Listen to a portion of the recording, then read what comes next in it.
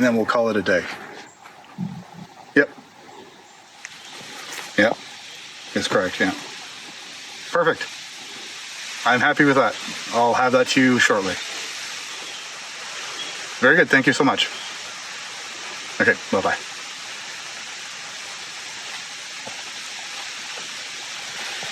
It's not exactly what I wanted, but close enough.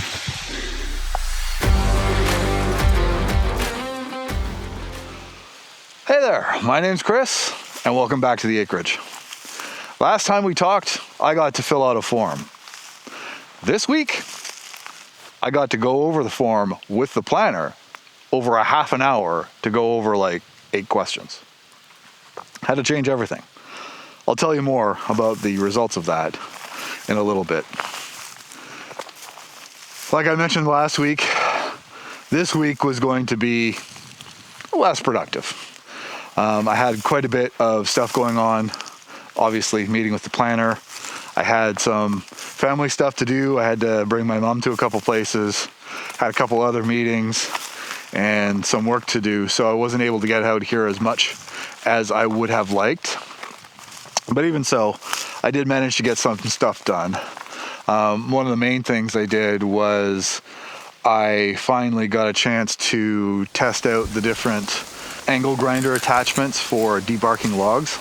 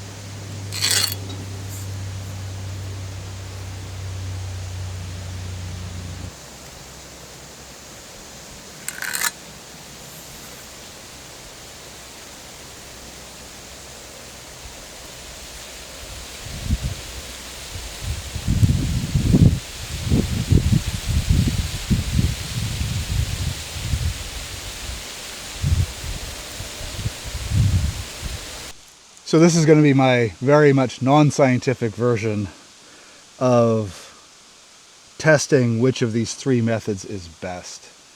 It's going to be as much about how I feel about it as it is the actual speed.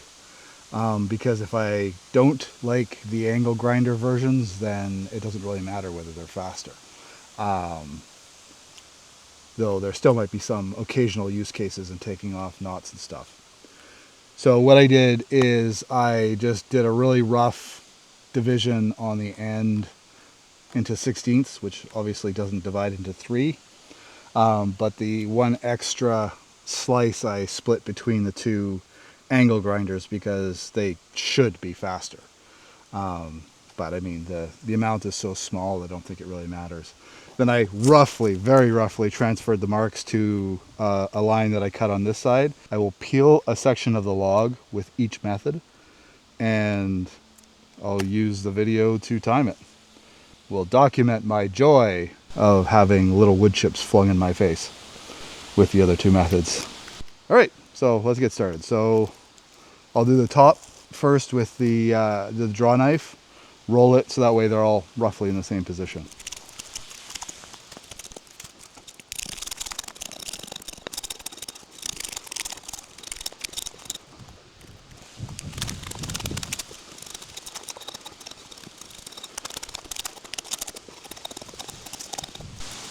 That's certainly way more zen. I can guarantee that.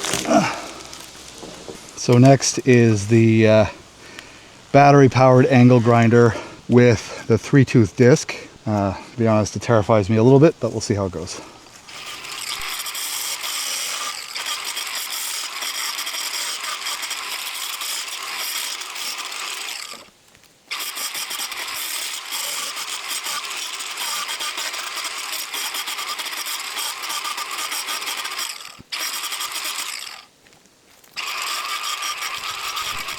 Okay, this is a cheap battery powered angle grinder powered by the Blue Eddy.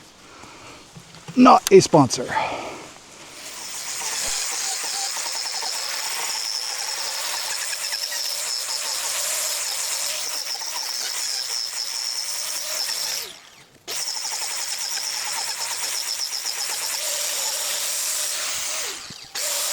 So let's talk about the draw knife cut. It's smooth, it's pleasant to look at, and it's consistent.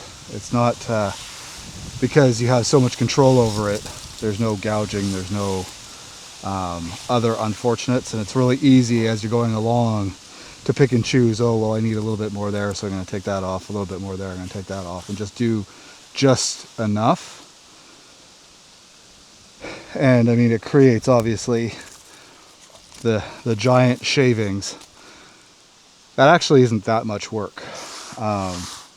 It is work, don't get me wrong. You build up a sweat doing it, but it's not like mixing concrete. All right, next is that the one that I did with the battery powered angle grinder that only has the 3 teeth. And oh my God, that was awful. It sent a lot of big chunks. One of them nicked me and drew blood. And the surface finish is just blech. I mean, it looks pixelated because you're chewing little bits down through the different layers of the wood, and it just looks awful. I don't like it at all. What's worse is that quite a few times it would sort of, when you're trying to just be subtle with it, it would grab in and it would take a chip out. And it was really difficult to manage trying to take off just little bits where there's a little bit left over of the bark. And it was just super hard to control and really unpleasant. Bad enough that I wouldn't want to use it for anything, to be honest. And the other one visually doesn't look a whole lot different, but the experience using it was way better. Because it's got more teeth, it tended to float more. It was still a little hard to control. It being a smaller disc made it a little bit more frustrating to use, especially with the guard, because the guard kept catching the wood. But I mean, the thing is dangerous as all get out, so you wouldn't want to use it without the guard. So it was easier to get sort of like a long strip, but it was still hard to control. There was a couple places where it still bit in as well. And I think that one would actually be pretty good for taking down knots, especially the big knots. So next I'm going to try just doing that with, I think there's 2 or 3 big knots on this. Not scientific, because the knots are going to be a different size, but just how I feel about it.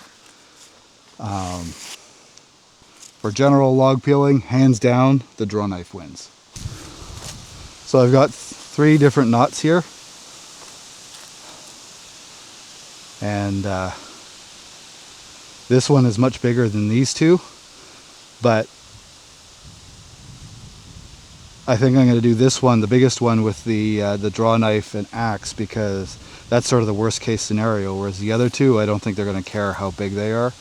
I may even do a couple with that one just to see how it is. Yeah, so let's see that.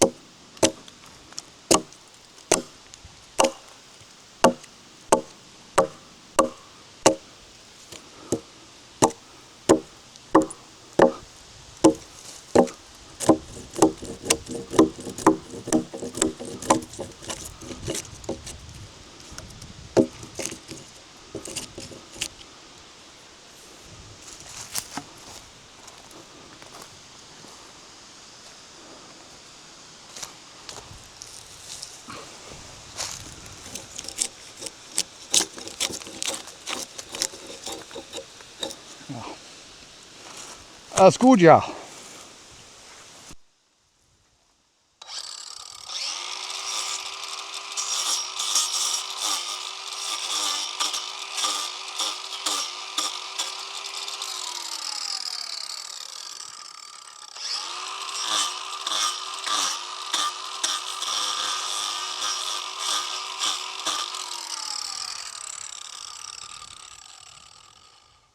Not nearly as bad for that.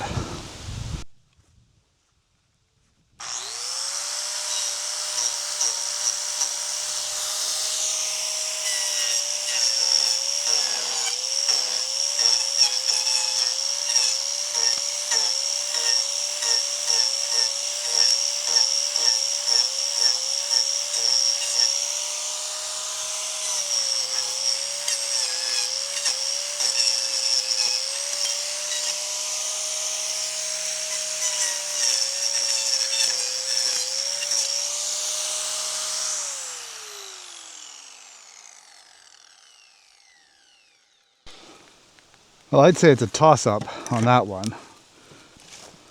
The aggressiveness of the 3-tooth one actually makes it a little bit easier to deal with the larger knots. The axe was definitely harder, but then that's because I'm just not used to cutting with an axe in that way, so I'm sure it would be better as I went along, but the grinders, they're definitely better for knot removal. And the disadvantage with this one is I need a smaller arbor, and so my electric doesn't have an arbor that size. It was even hard to find any angle grinder that had the small 5/8 arbor. So as a result, it's electric, which means that on top of having to deal with the cord, you have to lug around the Bluetti to power it, which is really annoying. And so even if the 3-tooth one was less good for that, I would probably still choose to use it. I think this one is going to have advantages though, because some of the logs that I've peeled up until now, there's sections that are just so difficult to use with a draw knife, and this thing would make it a lot easier to just get most of the bulk off of it, and then you could just do a finish pass with the draw knife, assuming it was needing it, because of it's going to be somewhere where you can see it basically. But the electric one sends so many small little bits and shavings, and I wasn't wearing a dust mask, but I would probably have to, whereas the draw knife, you don't. It's much more peaceful. It's much more civilized. Lack of electric power notwithstanding. So I'm pretty confident in that. Like I'm glad I have all three. I think they're all suitable. Like, one of the advantages too, these discs are super cheap. They're like 15 bucks. The 3-tooth one is more expensive, but I think it'll last longer. I think it was like 25. And I mean, the draw knife was 50 bucks, but and it's a cheap one obviously, but it's easy to sharpen, whereas once these ones fail, they're done. And I'd be really worried about one of those carbide teeth letting go. That could be a really bad day. Doubling down on the draw knife, it is just so much more pleasant. When you're standing directly over the log versus to the side, the discs are both easier to use. But the 3-tooth one is definitely way more aggressive. That I was trying to be light and it caught, and it put a gouge into the log, which generally speaking you want to avoid. So it's something that you need to be a little more careful with, though it's definitely more aggressive, definitely more dangerous, but a lot easier to use because it's able to be cordless.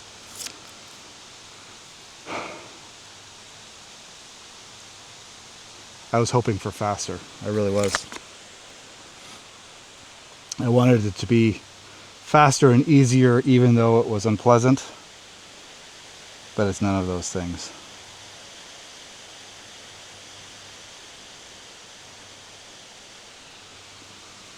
But one of the things I'm noticing about this log is it is full of bug holes because it's an older semi-dead log. I don't know how big of a deal that actually is. It'll be fine for like a log shed, but I don't know that I want to use a log like this in structure. Especially not a structure that I want to last for several decades. So much to do.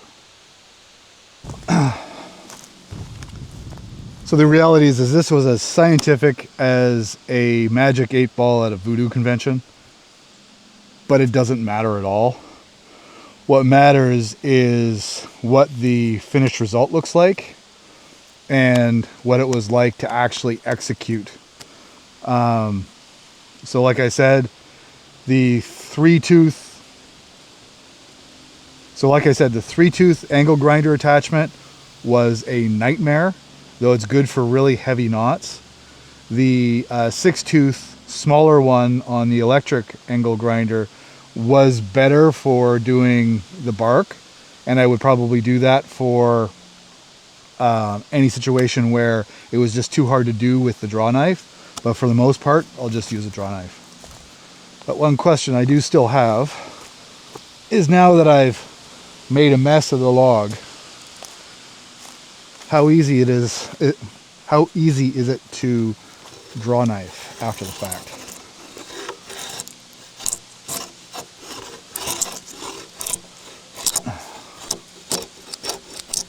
Honestly, it feels about the same.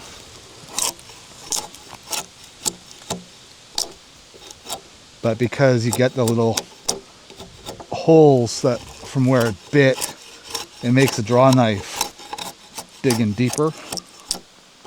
Yeah, but it's not too bad. It's probably easier than with the bark on it, but I can't see why anybody would want to use the other tool and then come back to this, because it's just more work overall.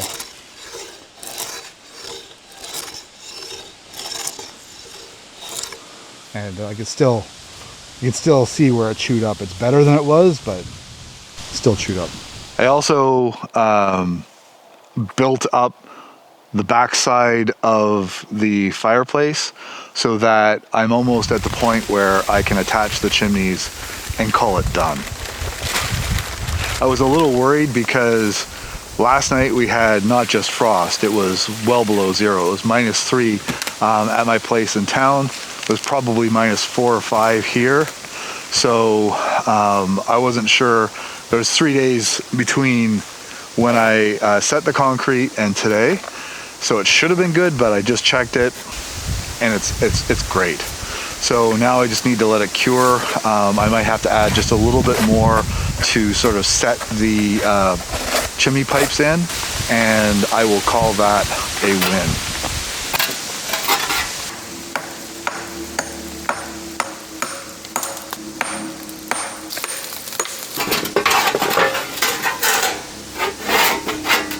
I want to have 2 chimney pipes so I can have enough cross section for enough flow.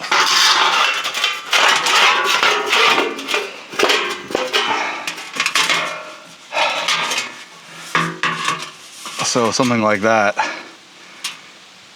So that means I need to come out to here, which is way further than I've got support for. Though I think it's worth noting that when I took the hammer to that rock, the rock broke before the mortar did, so I'm pretty pleased with that.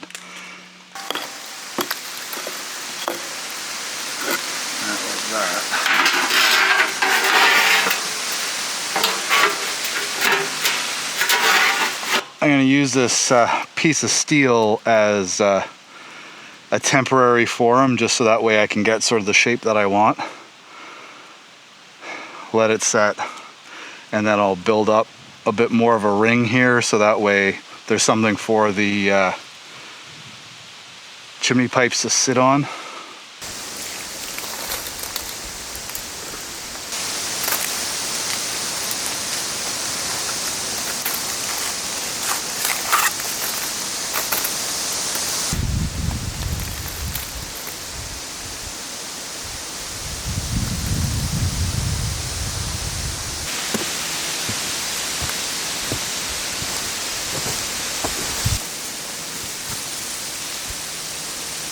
Just a little bit of it.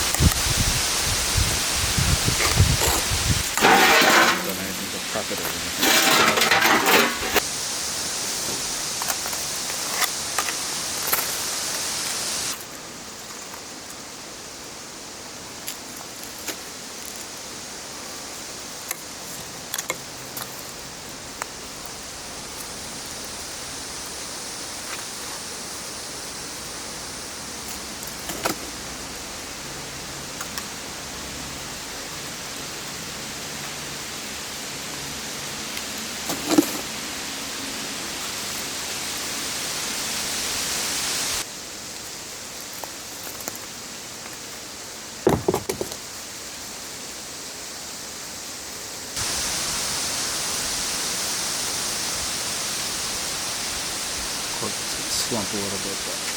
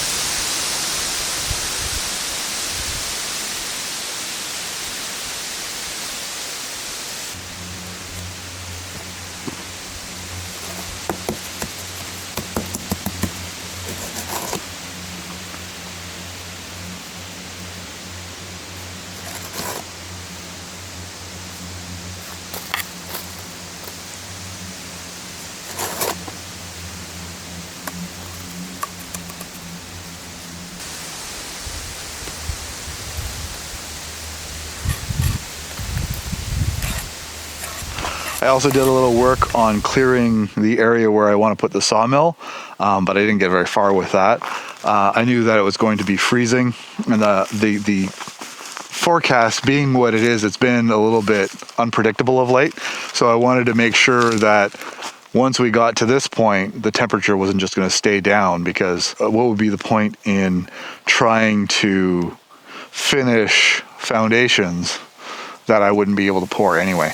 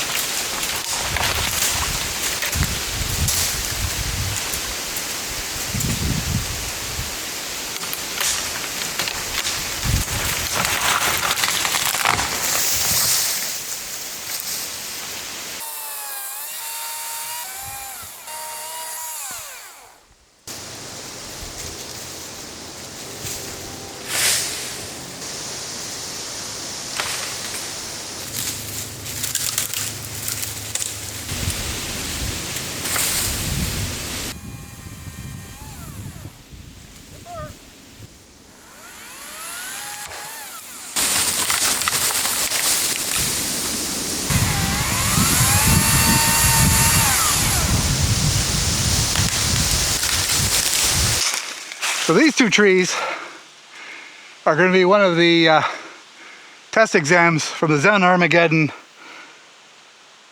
tree felling school. Oh, damn it, what have we done? So this one basically is leaning towards the fireplace. If it hit the fireplace, I would be very sad. The one behind it is aimed at another tree and at the truck. So I'm gonna move the truck because I can move the truck. Can't move the fireplace so much. So I'm going to fell the one that's in the back and I have to cut it fairly high up because it's all crossed over.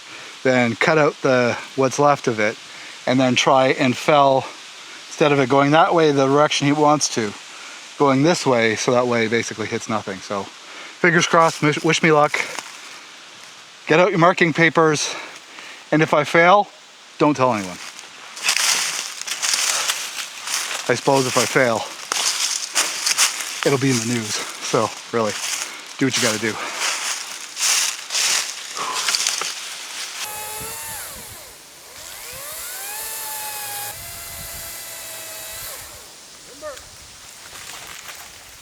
Damn it.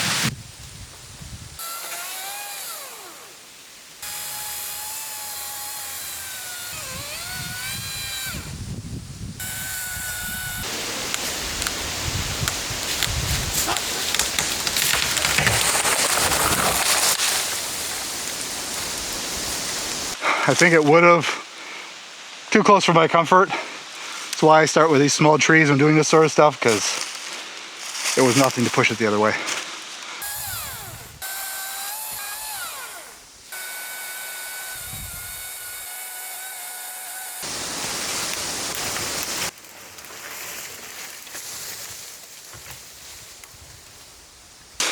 That tree did its job. But to the main event, the permit. So, as I mentioned earlier, I don't actually have the permit yet, but if I don't get it, then it's a question of like, what in the hell? I did everything that you asked. And as it happens, the breakthrough happened a couple of weeks ago. My friend Carl was here, and he recorded part of that phone call. And we'll call it a day. Yep. Yep. It's correct, yeah. Perfect. I'm happy with that. I'll have that to you shortly. Very good. Thank you so much. Okay, bye-bye.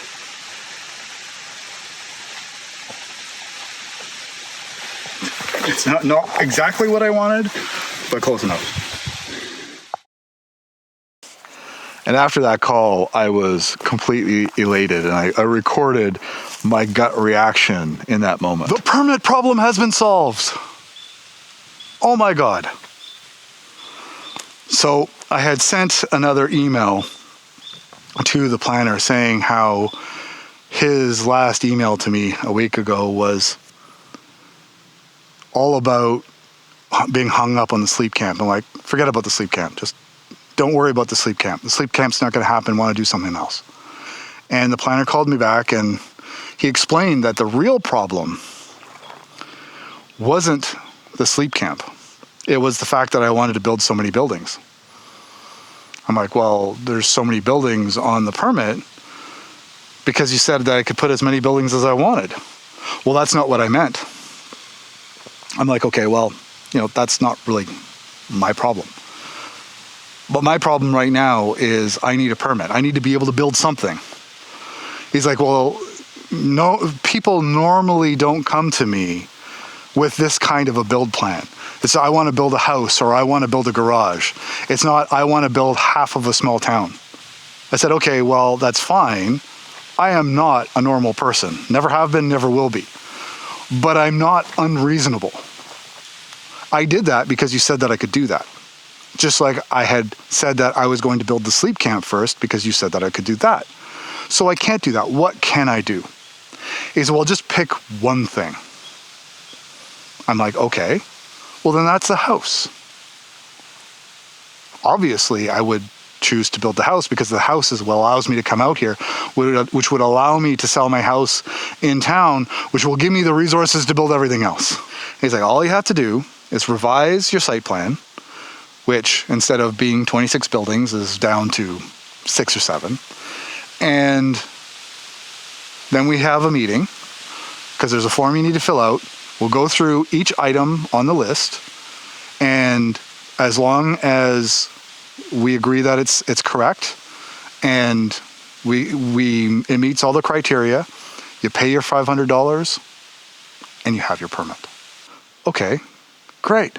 See, this is why I wanted him to call, is so that way we could have this Yeah, sure. I'll call it a heart-to-heart. I said in my rant video how it was all about getting the person on the other end to ask the real question. He asked me the real question. The real question was, well, what do you need to do?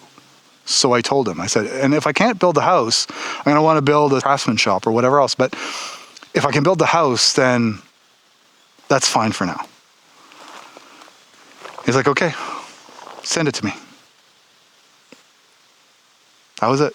And he went on to say how, he just wants this to be compliant and so forth and so on. And I'm like, okay, look, it's fine. I said, I know that I can be difficult to deal with because I'm not the guy who takes no for an answer. And as soon as you say no, I start rapid firing all the alternative solutions. And he's not used to that. Okay, fine. That's no problem. I don't have an issue with that. But at the end of the day, I think he wants to no longer have to deal with me. And I no longer want to have to deal with him. We both want to go about and do our lives and move on. And he laughed. It was very genial. It was pleasant. It's the way those kinds of conversations should be. It wasn't adversarial. It wasn't, I'm trying to get you or you're trying to get me. It's let's find the place in the middle where we both get what we need. And it seems like I've got that now. But because of everything that's happened up until this point, I was reserved in my gut because I believed that, honestly, I kind of still believe that anything could happen and it could all go sideways.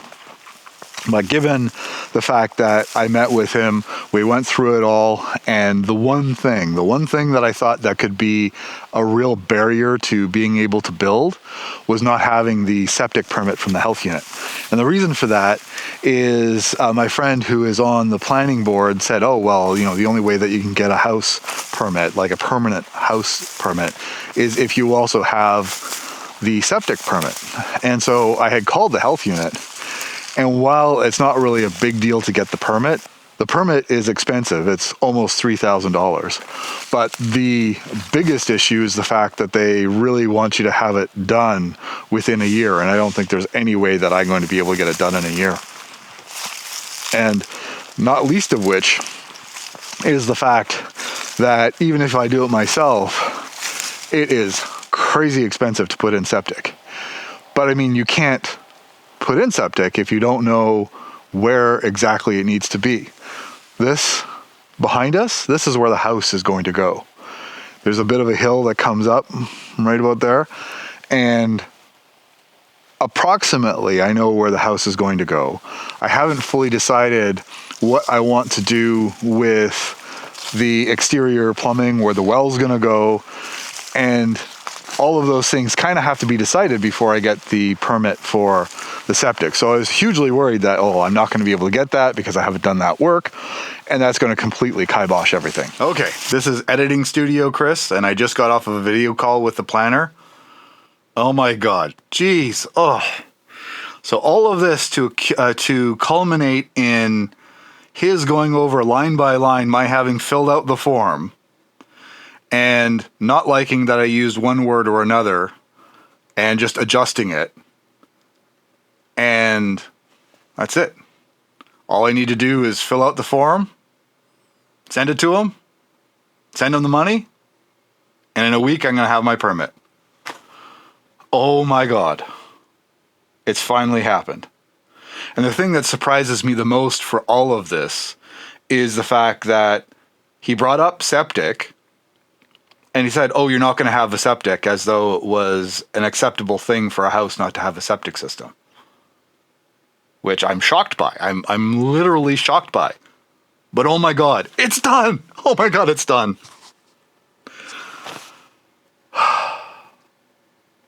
Leading into this conversation, I was feeling like I had been called to the principal's office, that I was feeling tense, I was feeling tight, I was feeling like this could be the end, and it was so anticlimactic, but I mean, that's the best possible outcome.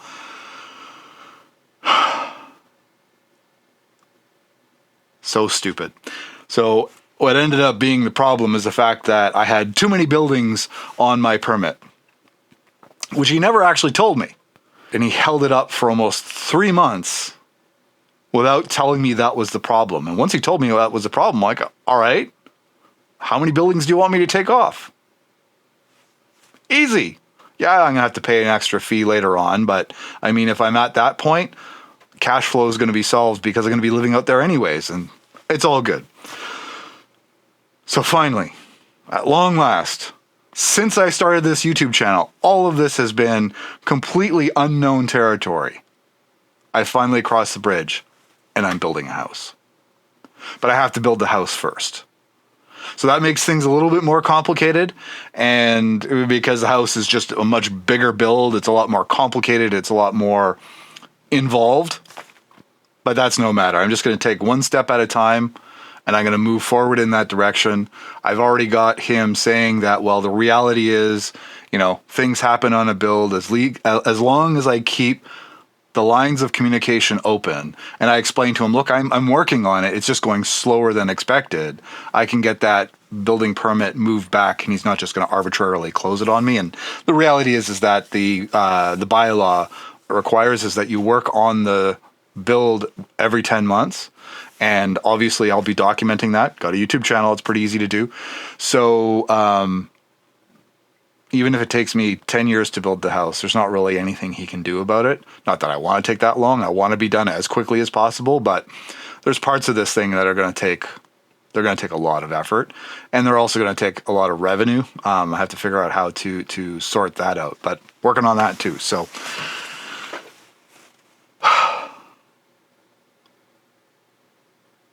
I almost can't believe that we're here. So long. It took so long to get here. But okay. Apparently you're allowed to have a house in an unorganized township with nothing more than a outhouse. But that's awesome. Not because I want to live out here full time with an outhouse, because having used an outhouse at minus 35, it's not a good time.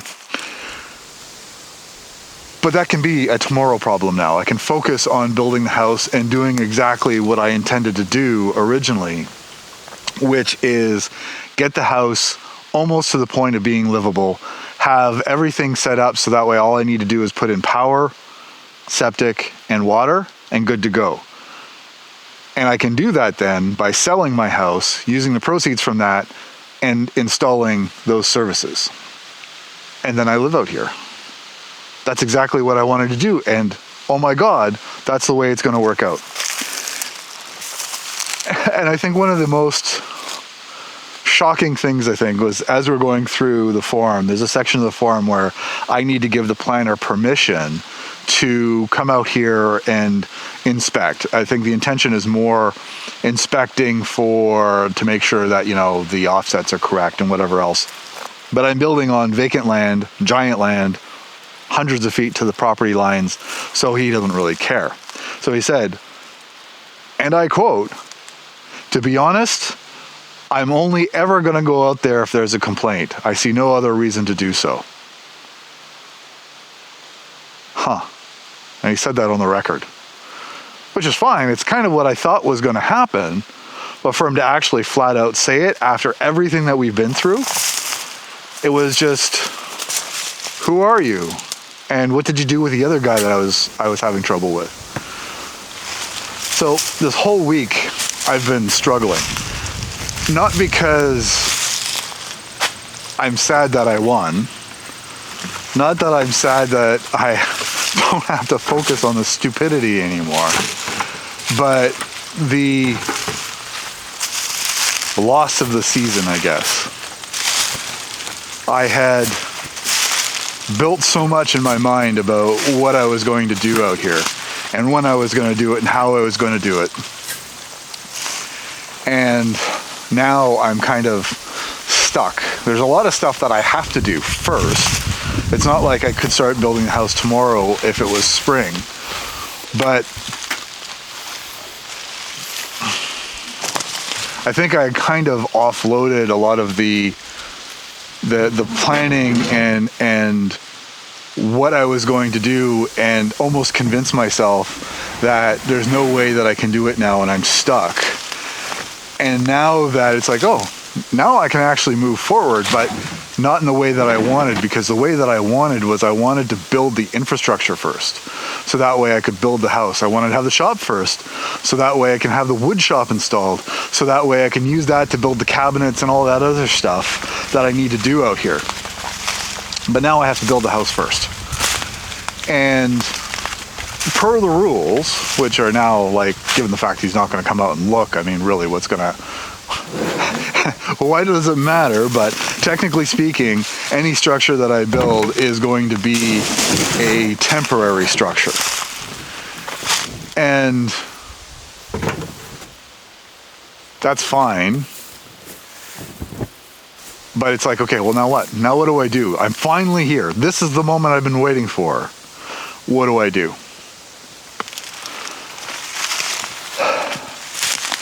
And it's a bit of a deep breath moment. It's a bit of a, okay, step back and figure out how this is going to work. And I don't know that I'm quite there yet. But where I've walked to as we've been talking, this is the low side of where the house is going to go. So this hill behind me that goes up maybe 3.5, 4 feet, 5 feet, I want the house to be on the center of this little knoll.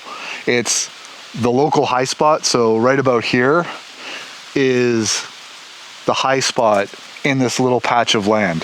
So that means that the water is always going to flow away from the house, even after I dig down to bedrock. And as I've mentioned several times before, along here is a rock ridge that goes up about 10 feet. On the other side of this, it drops down to the lower core in the creek. Goes down maybe 60 feet, something like that. And it's a fairly steep, like 45-degree slope all the way down. And I know that this area is well sheltered because behind me, you can see a stand of poplar. And these poplar are relatively large compared to the rest of the poplar on the property. They're taller, and there's a whole bunch of really dead ones. And dead poplar, they fall over if you look at them funny. But they haven't fallen over here because it's somewhat sheltered from the wind. And that's why I want to build the house here.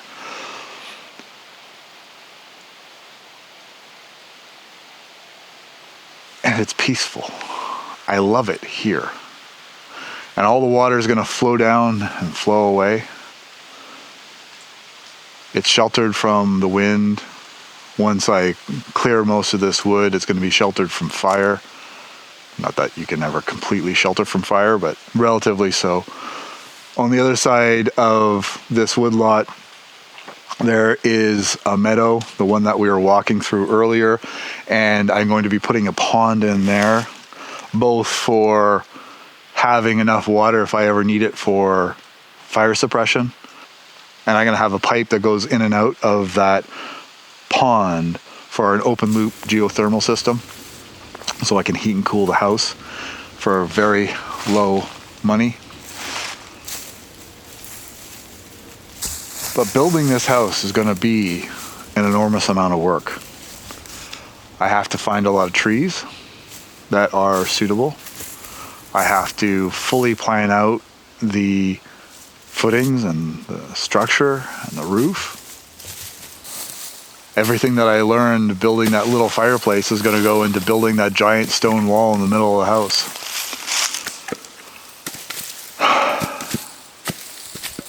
So it's been a good week. And I think the feeling that I'm feeling right now is just, you push so hard against a wall for so long. And it's a bit of a shock to actually be able to make it through and move forward. You have to regain your bearings after you've basically been immobile for so long. And it's a shame that it took until first frost to get it all sorted out.